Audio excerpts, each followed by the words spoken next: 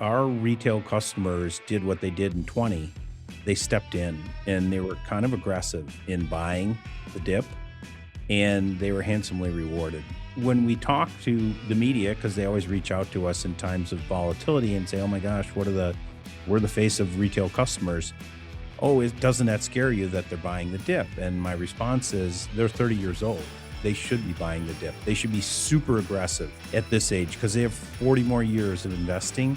And if I look at historical returns, let's call it 9%. Sure, they might have 5 years where they don't make any money, but in the long run, it's the right thing to do.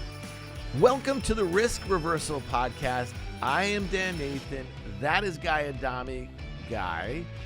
We have a very special guest. We've gotten to know Steph over the last, I want to say, couple of years. She is the CIO. That's Steph Guild at Robinhood. You run Robinhood Strategies. You are a strategist. You've been very helpful to us figuring out the markets over the last year and a half or so. So, Steph, thanks for being back at the podcast. Thank you for having me. I always enjoy it. Before we get granular here in her work, let me say this. This is someone whose star is clearly on the rise because I see more and more of her on the different outlets. And you know what? They're smart to put her on. See, Steph, we can be complimentary. That's a lot coming from Guy. But by the way, this is a really interesting podcast because not only are we going to get Steph and her outlook for 2026, we're going to look back on some 2025 stuff, some of the themes that she thinks are very important, how they are allocating resources in her own strategies, but also after the break, when we're done with this, we have Steve Quirk. Steve Quirk, as we just call him, what guy?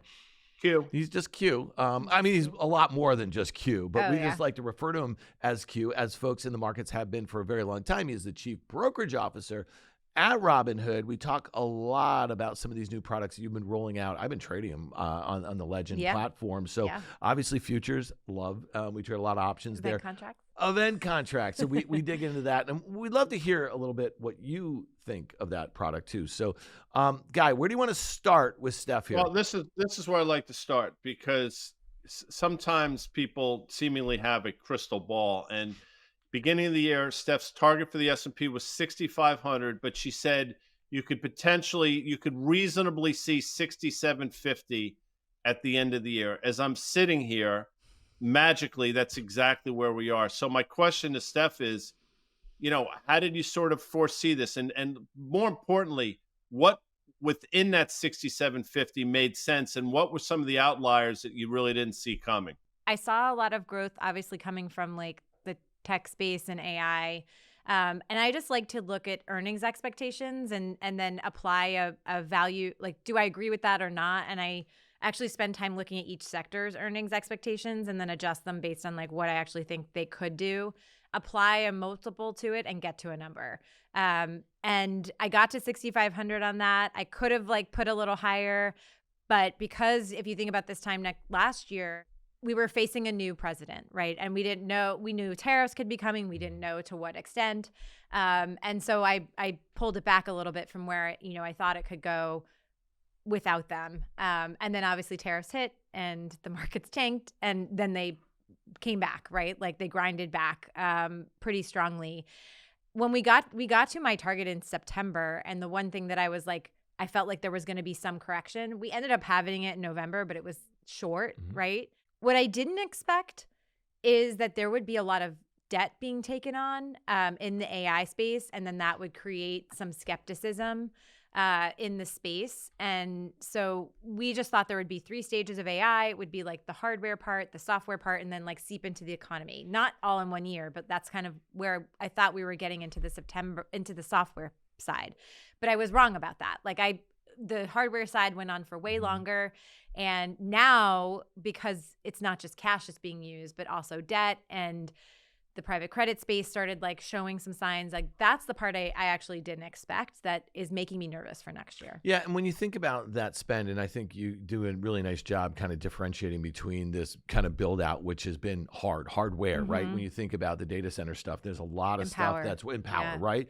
But I think your point is like you were just maybe a little too early, right? So think about when agentic AI, right? When the folks in all these different industries, I keep saying folks a lot of folks, Guy, you made fun of me earlier for using that term. It's kind of folksy. But when you get a lot of these companies that are waiting to use this technology, they're waiting to spend there, right? And they want to increase productivity. They want to actually create better products and services for their customers. It's not there yet. I mean, and that's the thing that is likely to be the next leg of this trade. And so as we kind of go in towards year end, and we know that these have, again, been huge drivers of market performance, of earnings growth, but also as it flowed through to GDP here, like maybe the next leg is in financials, is insurance, is, all of these. We're starting to see a guy's been all over the retail thing. Healthcare is going to be a big one. So how do you think about that? Because might that be the kind of next leg of this trade? Yeah, my call was in April. I thought that next wave was happening, and that's where I was like, I was early on that. And so I'm writing a piece that's going to publish today where I was like, now I think it's actually happening. And I think it started, the market's recognition of it started on October 29th when we had that initial pullback of 6%. I think it's like, it really is starting. And that's when you have a new phase starting, you have market being jostled around, right? Going back to the old trend, the new trend, like no one's quite sure of it. But I think it's actually starting. And that's why I think like a name like Salesforce, it's been so disappointing because I think like they should be benefiting from all this, but they haven't yet. But I actually think like that is going to be the next leg. But it takes time to learn how to do it in a way where like you're giving up a control to another thing, and can it do it in a high quality way where it doesn't ruin your business? And that's what I think is like taking a little. Well, Guy, you've been all over using agents, right, to do all sorts of things in your personal life. I mean, I've really put them to work religiously here in Morristown studios. That's us being very facetious. I mean, but there is one thing, Guy is obviously never going to kind of let an agent book his trip or, pay these bills or do this or whatever.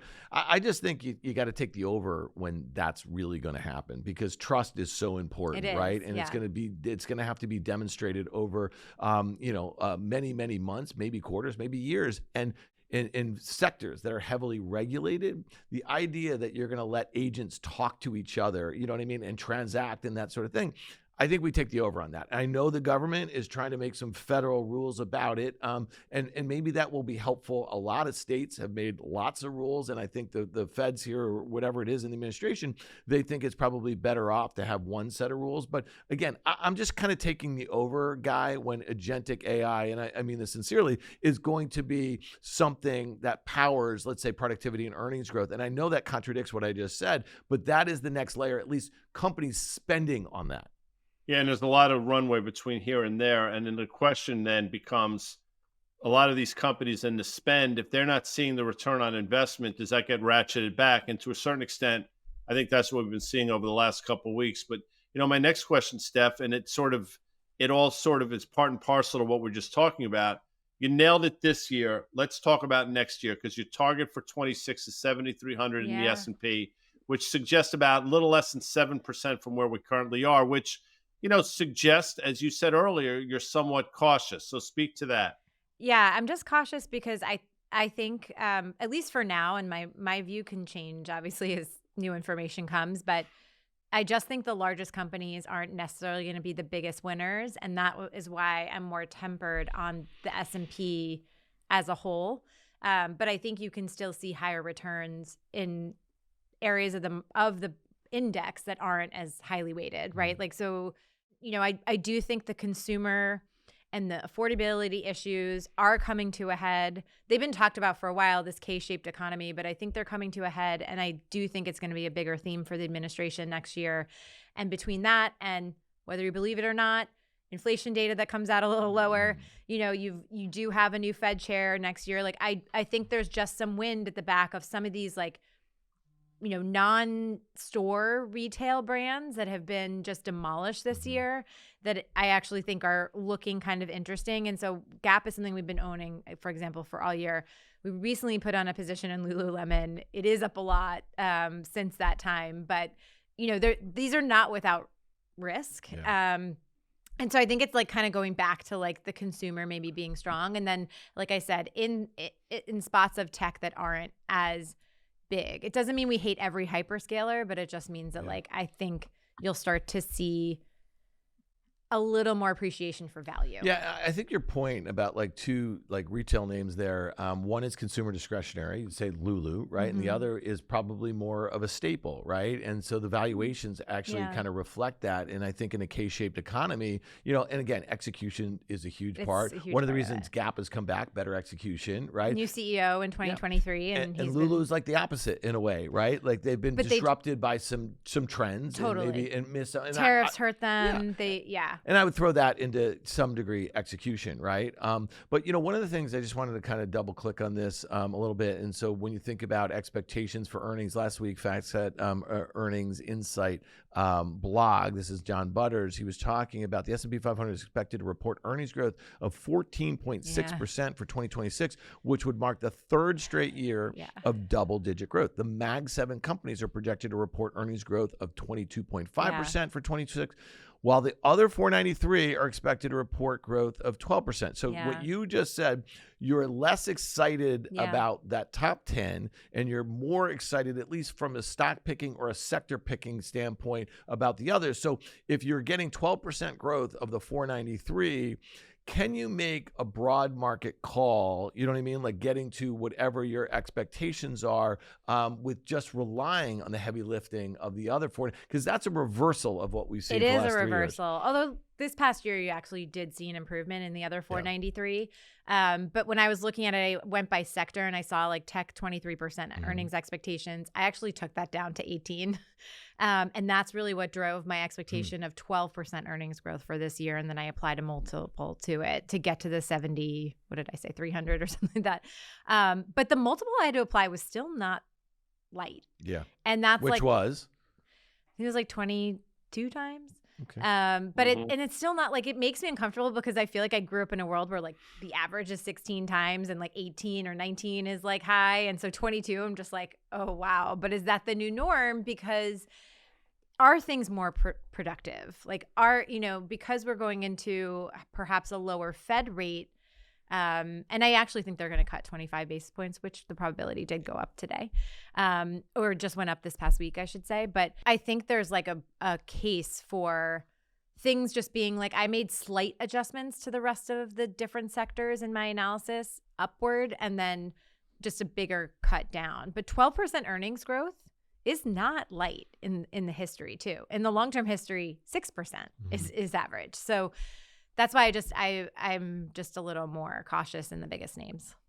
All right. So since you brought it up in terms of multiples and different, a lot of it hinges on Federal Reserve. And you just mentioned that the odds for a cut have grown, and it probably is going to happen. So let me say this, last week we got a jobs number, which I think was disappointing through the lens of the unemployment rate, which probably solidified the Fed's pivot back at Wyoming, that they were more concerned with jobs and inflation. Then subsequently got a CPI number that was cool. People are going to sort of pick at it saying a lot of data is not in, but let's just look at it at face value. What's your expectations for the bond market? Because a lot of people think back end of the curve is going to go down. I am not one of those people. Let's talk about bonds and the Fed and all those things that make this up. Yeah. So I expect another cut at the next meeting, which is now I looked at prediction markets and it's been trending a little higher, especially ever since the CPI. But I just don't see a way. Like I felt like the administration was like tariffs because, Bissett, you heard him say, I'm here because I want to get the deficit down. He said it multiple times.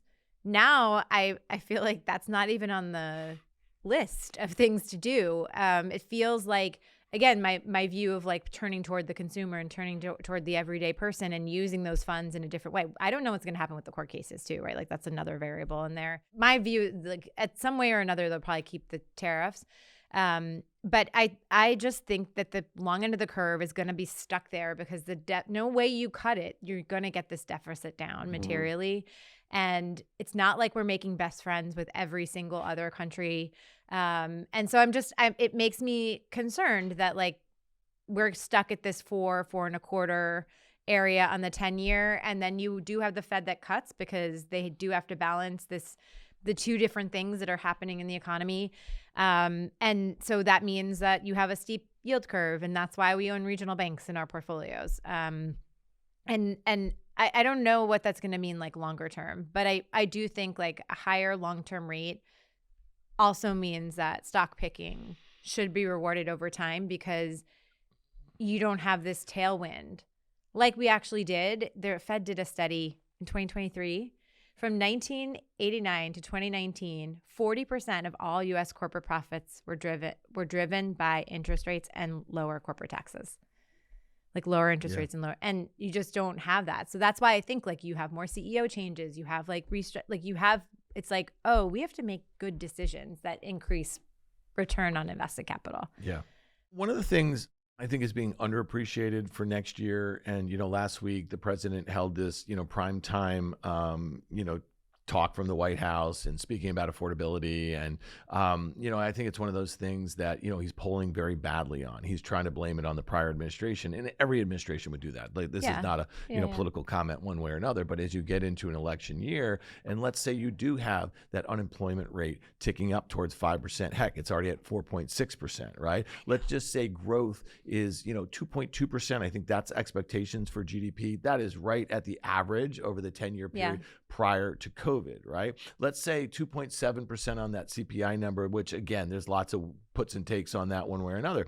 We're going to get another CPI and a PCE before that next Fed meeting, right? You do have taxes going lower. You do have fiscal stimulus that's kind of kicking in as part of the bill. So there's a lot of things you could say, well, if the Fed and the CME Fed Watch tool right now, to your point, is about 75% for another 25 that's moved a bunch, it right? was like 90 something. So then if you throw in, the fact that let's say in January, Trump appoints somebody who's going to do his bidding to this, to the FOMC, and let's just say you're seeing a merger of the Treasury and the FOMC. I mean, there's a scenario though where, to Guy's point, like rates just go higher. You know what I mean? Like you can take down the Fed funds, but rates go higher because let's say inflation doesn't really move a lot.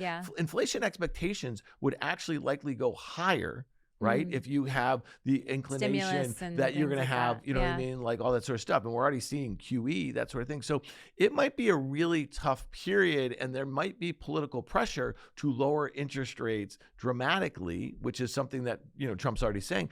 That could be, as Guy likes to use this term, a witch's brew a little bit, right? And so talk about that. A lot of moving parts, but I think the election and then the new Fed chair and inflation sticking around and unemployment not going. I don't know if lowering 50 basis points or 100 basis points are going to do a lot to fix that. No, I don't think it will. That's why I think like it's, it's one of those things that makes me think like, okay, enjoy it for now because it may not lead to a good outcome in the longer term. I think there's, so that's why we think like the long end is going to stay where it is. It could even go up depending on like, if they're not allowed to have tariffs, like what happens with that? Like that means there's really nothing helping the deficit, potentially helping the deficit at all. And that will, I think, make bond investors even more nervous about whether like just our financial state. And then that has an impact on the affordability of houses and of credit card interest rates and everything else. And I think the only way I truly see interest rates going down is if we do have a bad recession and inflation expectations just come down and growth expectations come down. And then you kind of have this like flushing out of things. I don't wish that upon us, but I don't see another way right now. And that's why I think like the Fed can cut. But the one thing I don't know if it's true. So I may be a conspiracy theorist right now. I need to do a little more work. I did find a Reuters article on it, and apparently like all the Fed governors, typically it's like this nobody cares thing, and it happens around the time when the new Fed chair comes in, but they like went and voted themselves for the next term like early, so that like the people the voting members are not all going to be doves. And apparently like the administration is upset about it because now they can't control like who's in it. So that was the one thing I was like, oh, maybe rates are going to like not go down. There will be somebody there trying to counteract like potential inflation pressures. Let's talk about crypto because, Bitcoin is having a tough time into the end of the year, and it's become increasingly volatile. And I know this is a volatile risk asset, but there's been some sort of orderly I guess, moves to the upside over the last year and a half, we had the proliferation of ETFs, right? And that was a nice little catalyst, right? And then you had these digital asset companies, right? Like these treasury companies, and there was demand for Bitcoin and Ethereum, that sort of thing. And then you had the promise of I guess clearer regulation, right? When the new administration was coming in. And, all of a sudden, though, I want to say over the last, it really had this move to 125,000. This is Bitcoin. But since then, it's gone back to, below 90,000. There's not much of a rally. It gets sold. There's, at least where Guy and I are sitting, we think there's a potential for, and it's probably going on, and you just look at like a micro strategy and you see what's going on. There's an unwind, right? In this last leg of the thing that brought it up, to 125,000. And so I'm just curious, like, how are your customers thinking about this? You guys see more crypto flow than probably all of your biggest peers, that sort of thing. Is this something that they are buying the dip on? Is it something that they still think, is it beyond Bitcoin and Ethereum? Are you seeing this in like other altcoins? Because obviously you run money. Is this something that you find attractive? So I'll answer the second question first, which is we do see the benefit of crypto over the long term, but we haven't had it in our portfolios. Just based on the time that we launched, which was March of this year, it had already gone up a lot and continued to go higher, and then obviously has since dropped quite a bit. And I just was worried about what kind of how much volatility that would add to our portfolios in a time that felt kind of uncertain already, and a lot of things had already rallied, so we just didn't have it in the portfolios. But in terms of what we're seeing our customers do, I would say there has been buying has been relatively steady. We had a week or two where there was a uptick in sales, net selling, I should say, and it was mostly the most traded is always Bitcoin, but the second place is changes. And actually in the last week or so, I'd say Ethereum and Ripple are the two competing for second place. Sometimes you see it's actually been mostly Ethereum and Ripple as number two that are in and out all year. But this past week or so, net buying is back again. Okay, and then over the last few months, this bifurcation between Bitcoin and gold, it's something that's pretty substantial. And I'm just curious, do you see your customers buying gold? Guys made the point for years now that your central banks are just like China and has been buying gold and selling our treasuries. I mean, it seems like it's a one-way trade there, and you have gold at prior all-time highs. Is this something that's sexy enough for your customer? We haven't. I've seen gold buying through the ETF, the gold ETFs, but I haven't. It hasn't been top of the list this year. So I would say that between the kind of gold and crypto, our customers probably bias crypto in that sort of trade. But you did see an uptick, and most of it was in the first quarter or so of this year versus later in the year. So, I'm glad Steph brought up gold. I'm glad you brought it up as well, Dan. The gold story is not over by any stretch. And as much as people want to say it's driven by the retail trade of the retail investor, that's part of it for sure. And I think people got excited when they see Costco selling out of gold bars within the first couple days of each month. The reality is it's all central bank buying, Dan. And we've talked about this for a while. And this year, which is about to come to an end, yet again, we see record gold purchases from central banks. And this has been going on for the last 4 years, and I don't see it stopping anytime soon. And now silver's getting in on the party as well, because I think people coming to the realization that as much as silver is sort of the maybe the stepchild of gold, it's not. It's an industrial metal that has important values and qualities in the world we currently live in. And I'll say it again, I think you're going to see triple-digit silver early next year. Yeah, and I guess the thing I would just say is I remember there was a time, and I don't know, a year and a half ago where, the traders were trying to meme, silver. You remember that? And so it is interesting to me, though, that you're seeing, again, this bifurcation between the risk asset, which is crypto, that a lot of folks were super geeked up about because of this sort of asymmetric sort of trade-off. But then if you look at silver, as Guy just mentioned, you look at gold, every dip has been bought in gold, and now silver has just gone parabolic, right? And so then if you kind of just think about what Guy just laid out, or the industrial uses of it, and then you have this speculative sort of aspect of it. Yeah. You know, I guess it makes sense. I'm not a buyer. I don't buy into bubbles, you know, that sort of thing. But for whatever that's worth. All right, let's talk about event contracts, because this is something I really feel like, and Q and I talked about this, and I'd love to get from your standpoint as somebody who's an investor. The whole idea here is that these might replace a lot of investing or trading instruments, right? Do you think in Robinhood Strategies at some point in the not so distant future, you will be adding event contracts that could look like hedges rather than having puts, put spread, selling call spread, you know, all that sort of stuff. And, you know, that's not something I gave a lot of thought to until Q started talking about it. I was thinking of it more as a speculative sort of tool, you know what I mean? So I'm just curious how you're thinking of it, because you guys definitely seem to be on the forefront as it relates to an investing platform. I absolutely think it's an additional tool, and I absolutely want to put it into Robinhood Strategies. I think it works very well in a diversified portfolio. It just, you have to pick. I think the thing that you have to do is like, what is it? What is the role that it plays? And for me, I would use it as a hedge. I would use it as a diversification tool.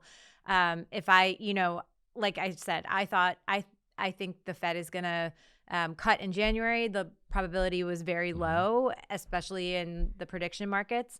And, you know, I was like, oh, this is kind of an opportunity to put to be able to express that view, because it's hard for me to express it any other way around an event. I can only be like, okay, I think the Fed's going to cut, yield curve will steepen, and I'll buy regional banks. But that's like a muted instrument in that particular view. So that's the way I think about it. And I think you can use it in your personal life too. Like I was, you know, I live in New York City, the mayoral race, like you might vote for one person, but if the other guy wins, you know what, like maybe you should vote, like you can invest that way and say, well, I'm going to bet the other guy wins and I'm going to vote this way. And it will be like my hedge against my vote. That's like, I actually think it's like quite interesting in that way. Let's go to Robinhood Strategies and some of the ideas. You mentioned Lululemon.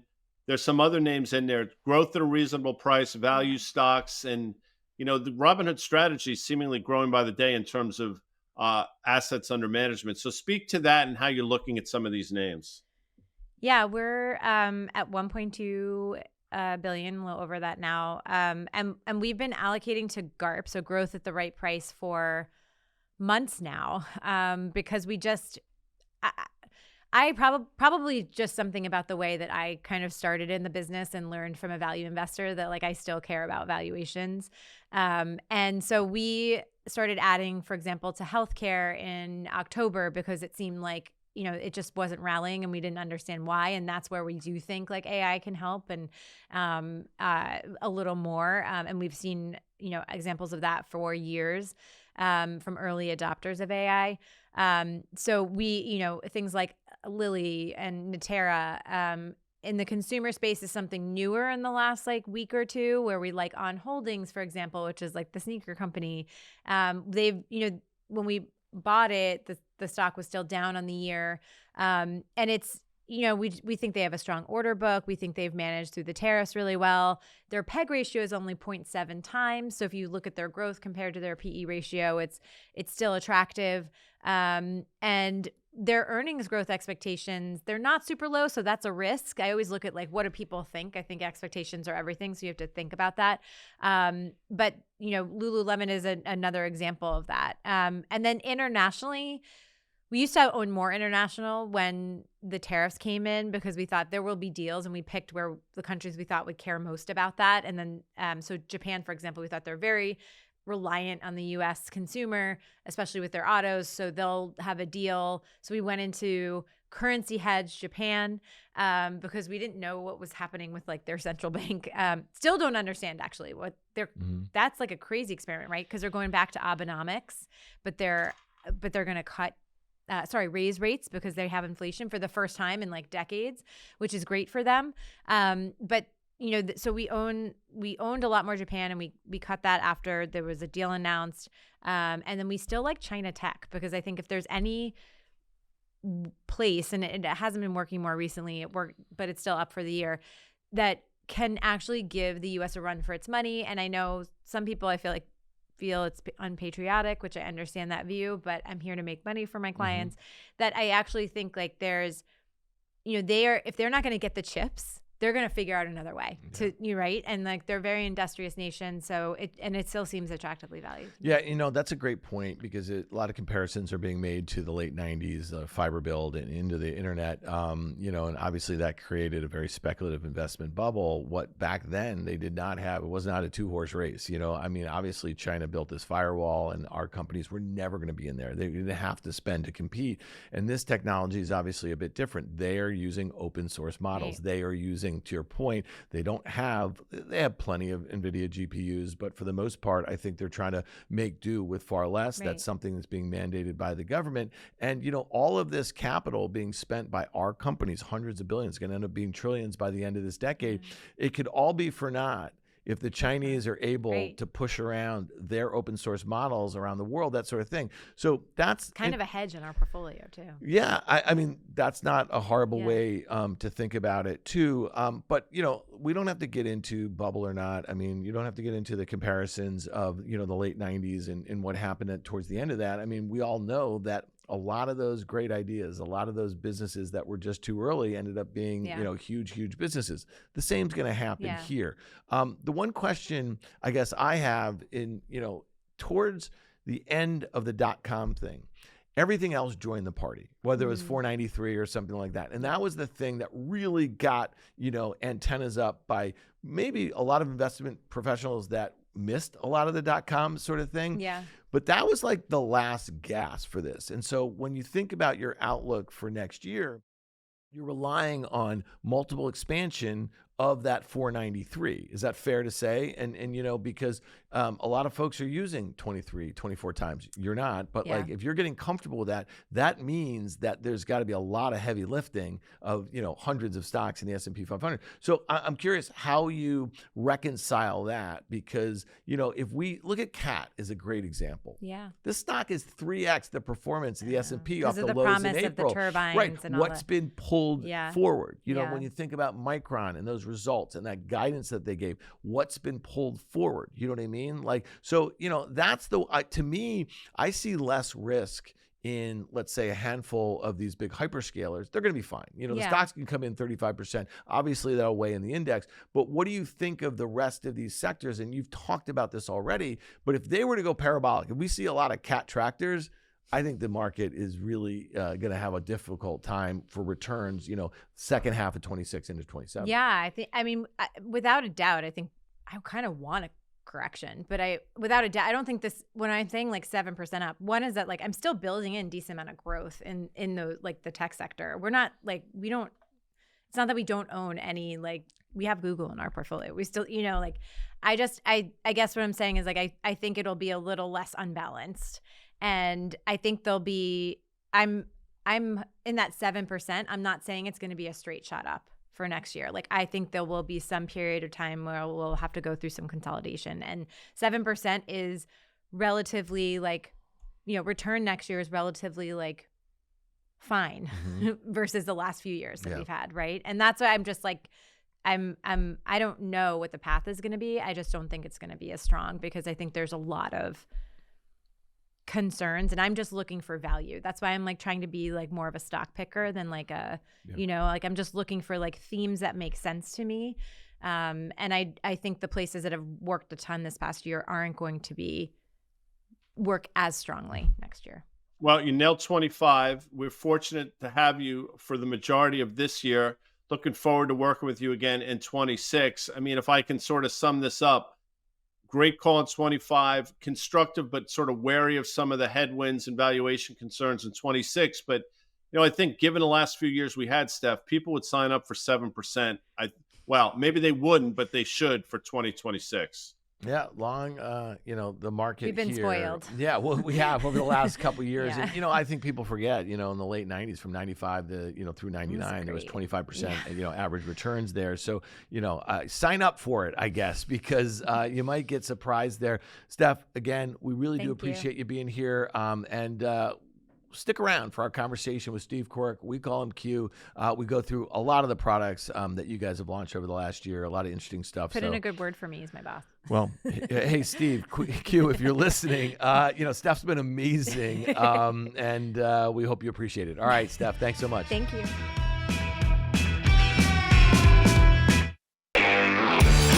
All right, welcome back to Risk Reversal Podcast. I am Dan Nathan, obviously. This is Q. We know him as Steve Quirk. He is the Chief Brokerage Officer at Robinhood. Q, welcome back to the podcast.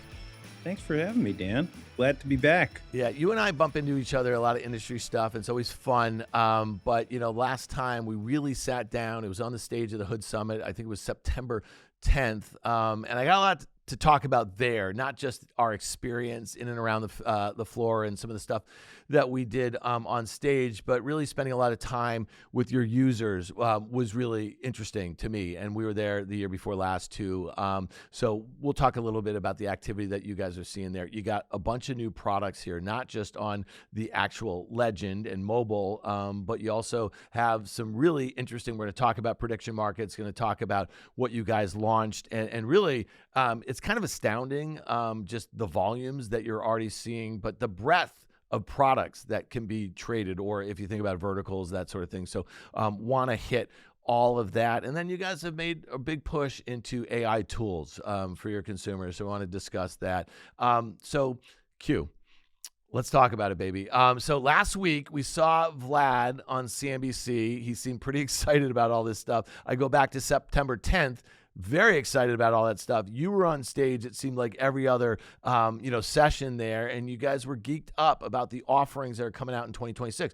So let's first talk about prediction markets, I guess, because this is something that's got the financial world a buzz. It's also got, I guess, the betting world a buzz, and you guys are sitting right there in the middle of it. And I think what's most interesting, you have 26 million funded accounts, and you have now everything there for them. So let's just talk about that. What were some of the drivers of this offering too?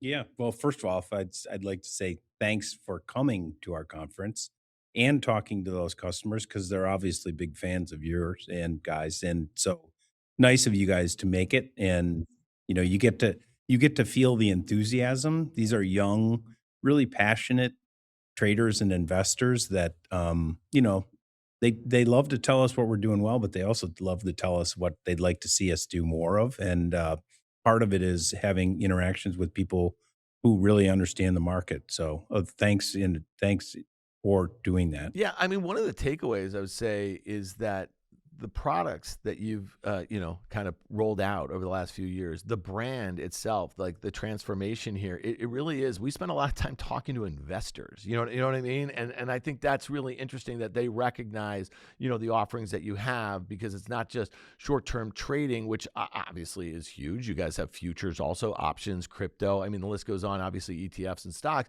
So that was one of the things that one of my biggest takeaways. So when you talk about the things that they want, I mean, how receptive, like how do you prioritize, the offerings? Because I think that's probably something that, prediction markets, event contracts have been right, like at the fore for you guys. Right. Yeah, I think it's that the exercise of figuring out what's going to be prioritized and what's going to be delivered and built and given to customers.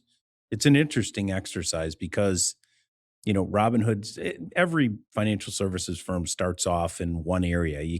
Nobody's going to open up and have a complete offering. It's just, it'd take you 10 years to build it all.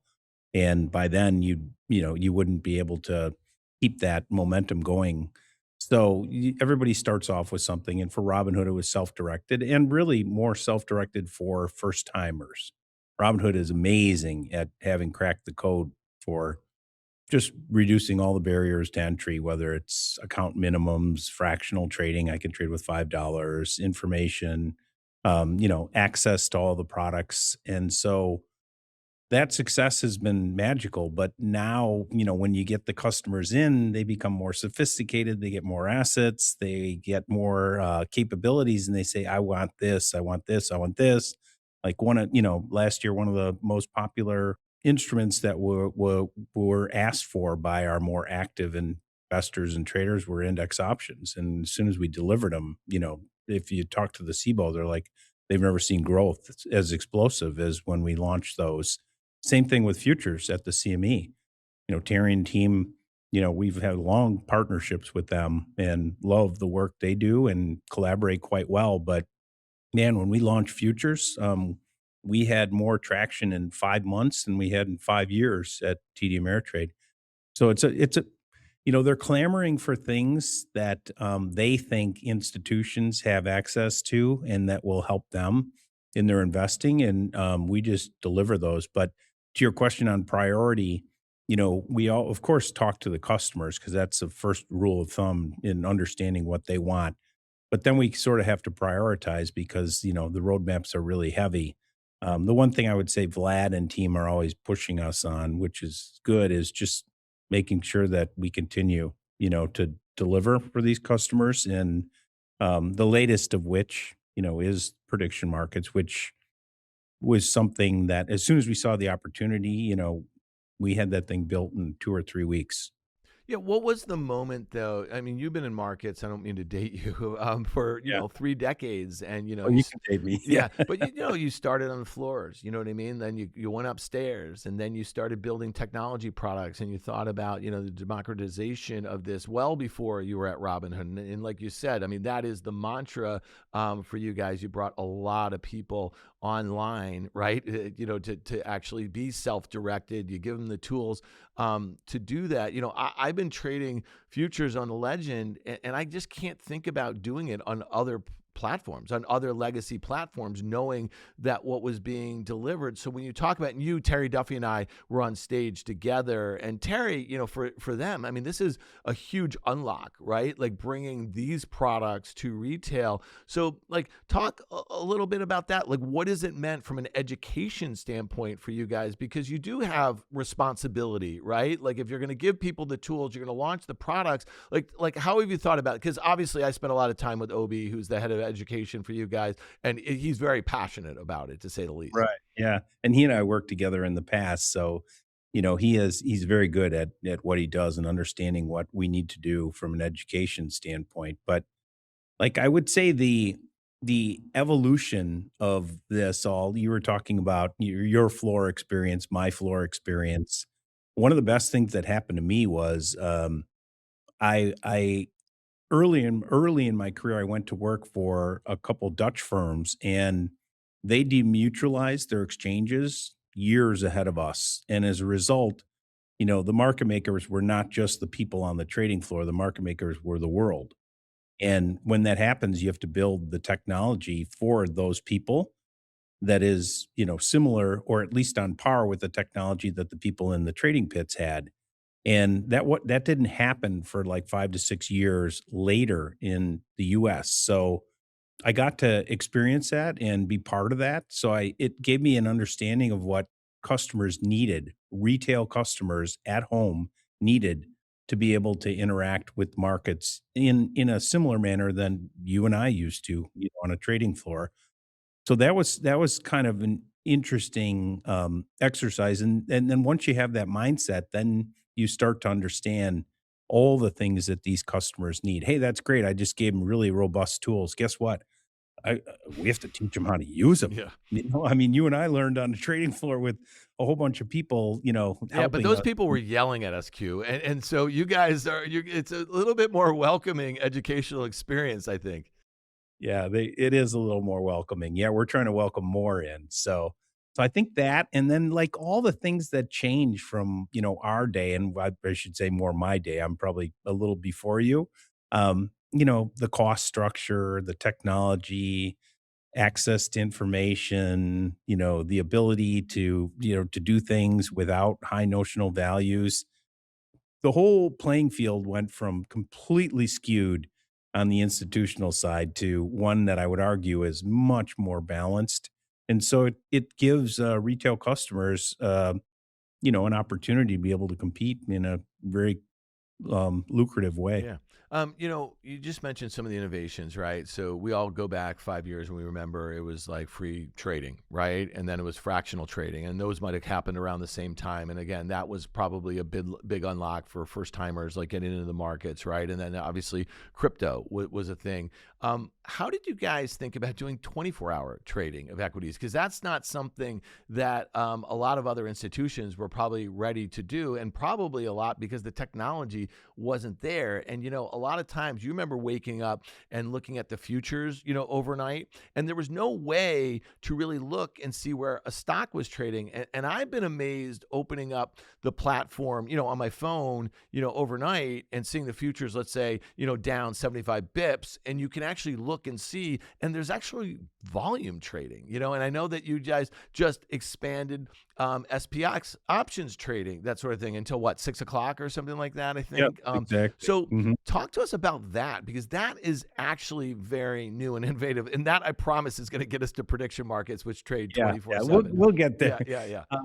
Yeah, that's one that I have been particularly passionate about, the extension of trading hours on, particularly on equities, but I really believe all asset. In 5 years, every asset class is going to trade around the clock because the technology is underpinning crypto and other things. It's already happening in futures. It's already happening in crypto. It's already happening in some asset classes. But the most popular asset class was equities, and when we first started working on it, first of all, you have to convince the regulator, and we did that. We had conversations with the SEC and trading and markets and, walked them through the logic, said like not only for people in the US, but internationally, there's a strong demand to trade in our markets and they want to do it during their waking hours. So we should make it easier for them.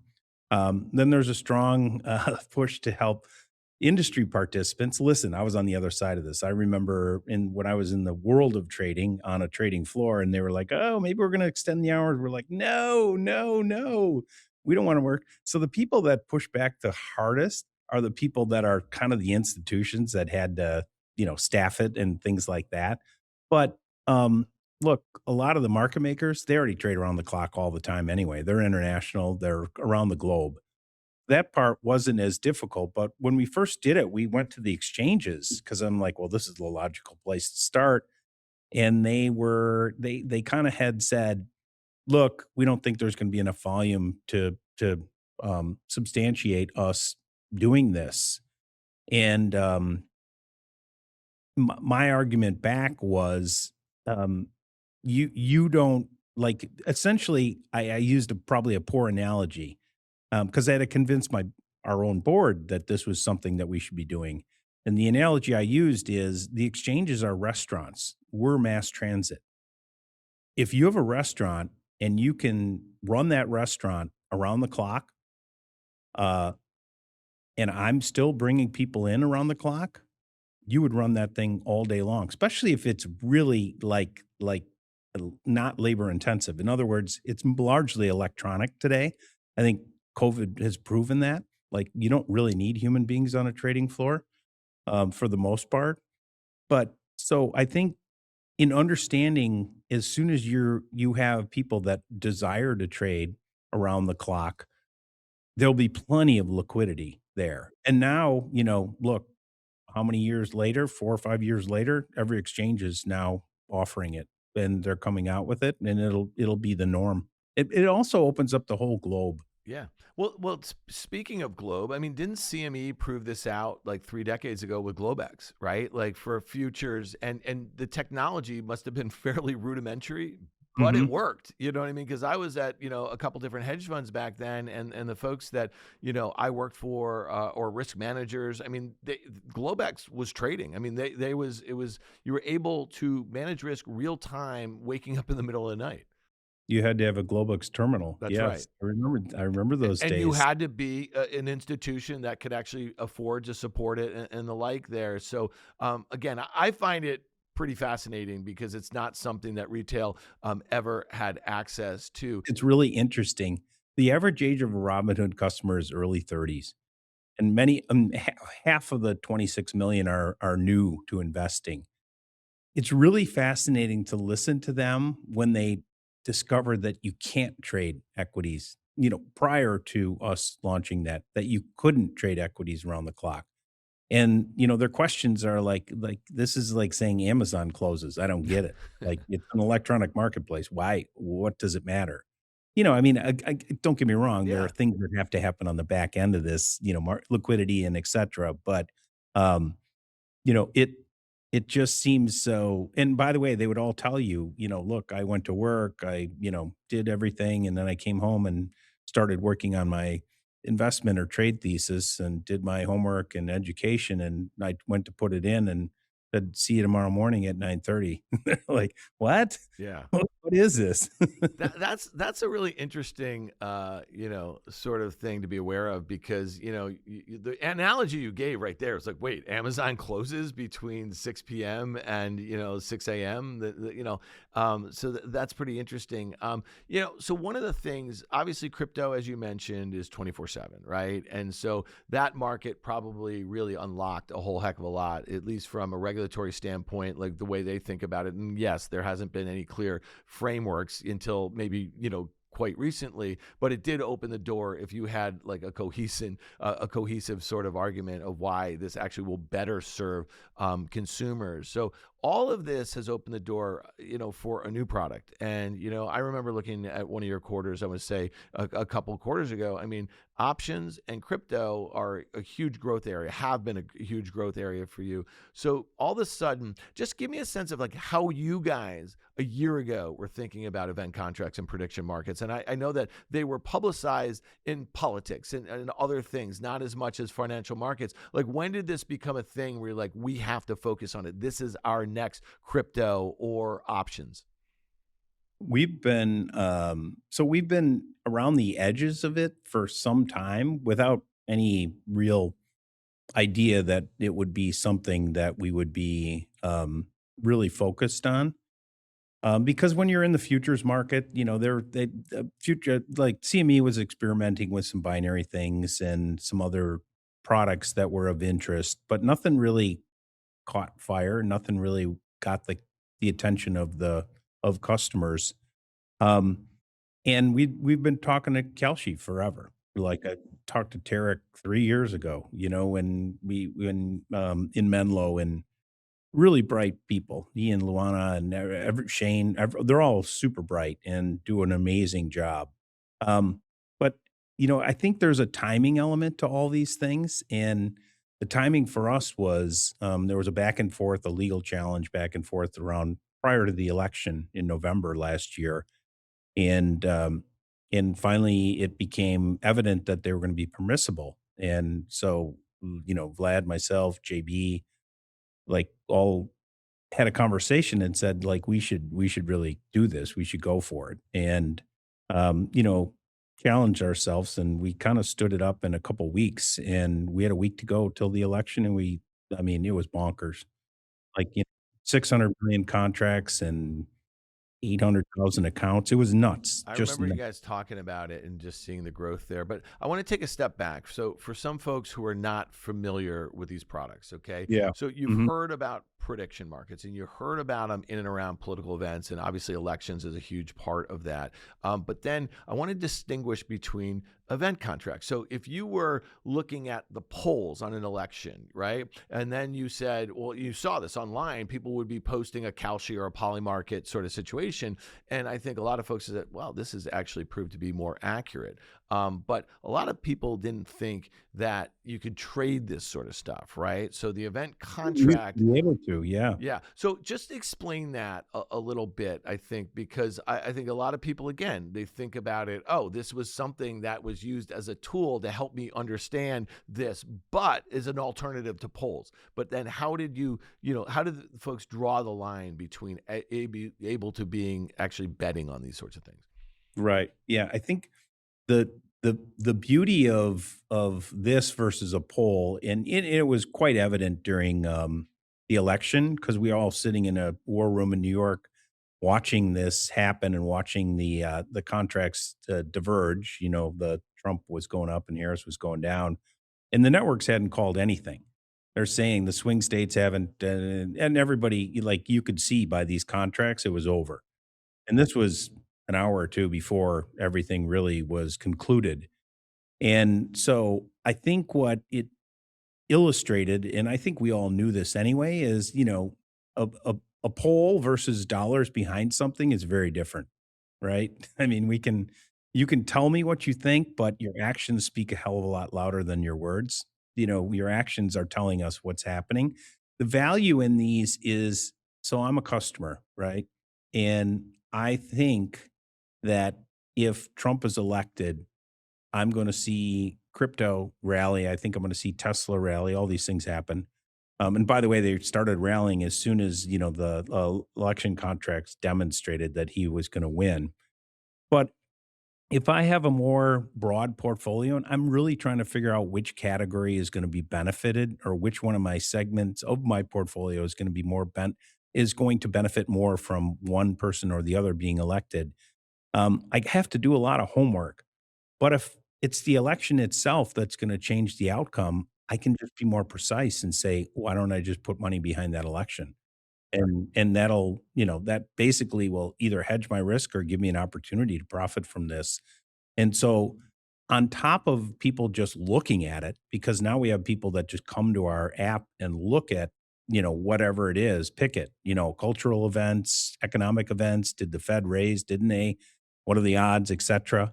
You can also put dollars behind it, which I think is quite interesting. And that's something that, we just saw that interest explode in this category. And then we started moving into economic indicators, culture, into sports, which is huge. And so it's, the whole thing is just taken off. And the amount of the amount of areas that this can go is absolutely stunning. I mean, Vlad was talking about one this morning. Like, think about an insurance contract. Essentially, I'm in Florida and there's a storm coming, and I can either hope or try to get insurance, of expensive insurance contract, or I can just hedge it. Using a prediction market on where that storm's going to hit, and it's going to be a more effective way for people to be able to either uh, be opportunistic or limit their risks or hedge themselves. Well, and again, I'm not telling you anything you don't already know. You're going to need to see market makers come in. You're going to need to see capital, real capital backing these markets, that sort of thing, and that'll be really interesting. I think that And it's already happening. yeah, It's already happening. I've said this a few times over the last few months as you guys have been talking about this sort of stuff. I think there's going to be PhD dissertations written about a company called Robinhood, and I'm not just saying this because you're here, okay? That had this captive audience from an investing standpoint, 26 million funded accounts, and it doesn't really matter how large those accounts are relative, let's say, to some of your competitors, because if you have the tools and you give them the offerings, now all of a sudden most people were trading or had the ability to trade 6 a.m. to 6 p.m., right? Whatever, equities and aftermarket, pre-market, that sort of thing. But now all of a sudden you're saying you can open up this app and you can trade basically anything in a different manner. You have to, learn how these things trade and everything like that. I just think it's fascinating, that now is a thing, you know what I mean, in event contracts. And, it's going to take a lot of folks out doing different things, like take them out of business without naming names, okay? And we probably know who they are, right? Like, as far as that. All right. But you said Kalshi. Okay, and I mentioned Polymarket too. These are the big competitors. Explain to me, and obviously the listener/viewer here, how did they fit in with this? Because you have, you put these products on your platform. What does Kalshi do, let's say, being out there in a world for, a company like yours, a platform like yours? It's not a perfect analogy, but it's one I think the audience will understand quite well, because we get asked this question often: where is this going to go? And from a regulatory standpoint, there's more clarity that has to come. So it's not that much different than where we were with crypto, 3 or 4 years ago. There's a lot more regulatory clarity that was needed. So as that regulatory clarity is being delivered, the perfect world for us is, this is exactly like an equity. And what I mean by that is, I have Kalshi I can route to. I have Polymarket I can route to. I have the CME I can route to. I have our own exchange I can route to. That's exactly what we do today with equities, options, crypto, everything. We basically want competition so that we can drive a better experience If they have products that another exchange doesn't have and our customers want them, we go there. If the economics are better and we can deliver that back to our customers, it's a better experience. That's where this is going. It's already on a path to get there, and that's just beneficial for the customer overall because it just compresses the margins and we deliver those right back to the customer and it's a better experience for them. We're not there yet. I mean, but we're on a path to be there. Kalshi's been super strong partner. They, built the products and they definitely we have a lot of back and forth with what products we think are going to be successful. They've been a good partner, but we've also done things with Forecast X as well. That's who we started with. That's part of the Interactive Brokers, or I think almost completely owned by Interactive Brokers. So I think there's just a lot more excitement coming to this space. Yeah, and just looking at some of the numbers that you guys were talking about on CNBC, I mean, of your 26 million, there's only 1 million of them trading right now, these event contracts. So it seems like it's a really, and again, that will come through education on your platform. And, kudos to you guys. Let's talk about tech here. I think one of the really exciting things from the Hood Summit, and I could just tell by the energy in the room, is when you guys were launching products like Cortex, and like people wanted access to them, soon, right away. And so you guys are rolling some of these AI tools out. Speak to how that works within your platform. And you guys have been thoughtful about this. You're not just jamming everything on people. What will people do? How will they research, ideas? How will it help them with portfolio management? Just give us a little 411 on that. Sure. Yeah, I think we've been, and I appreciate the nod to us being thoughtful because we're a scale player, so we have to be careful that you know um, we aren't just popping things off that could be detrimental to customers. So the way we've approached AI has been super thoughtful, and what I mean by that is we've done a lot of work internally, so operational efficiencies, whether it's customer service, et cetera, and then all the things that happen behind the scenes at a brokerage firm, gaining traction there and getting a lot more efficiencies with always with an eye toward what we're going to do to help the customer. Now, first thing is from a CX standpoint, sure, yeah, we're deflecting or having AI handle many things that are simple requests and doing it probably better than we were doing it previously because they're going to be more experiences and they can learn.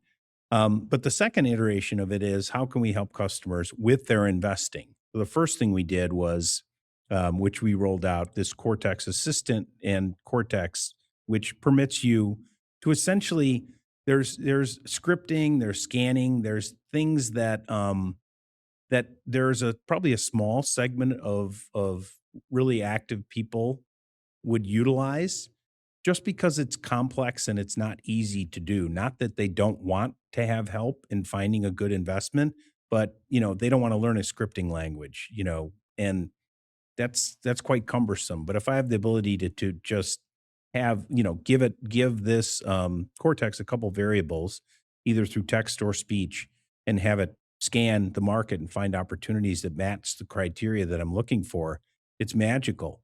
Second iteration is I don't even have an idea. Help me find an idea. That's kind of what we were talking about last week at the event. And that's the next iteration. Now I can actually have it help me in a way that is not only going to augment my current portfolio, I can just get a lot more information about that and understand if there's anything at risk or if I should be adding to it, or if even the diversification of it is off, it'll help me with that. But the second component is just help me find opportunities. Where is the next opportunity going to lie? And then point me in the direction of something that you think would be an interesting way to invest in that. I think it's going to be a game changer for people because it's essentially expanding the audience of people that can do things that a very few select were able to do previously.